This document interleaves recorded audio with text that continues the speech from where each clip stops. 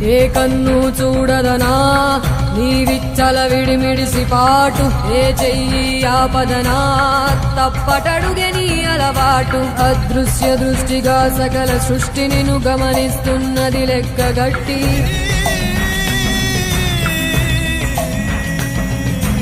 ఎంత బతుకు నీదెంత బతుకువో గుప్పెడు మెతుకుల కడుపు కొరకు ఇన్నాటలు వేటలు అవసరమా.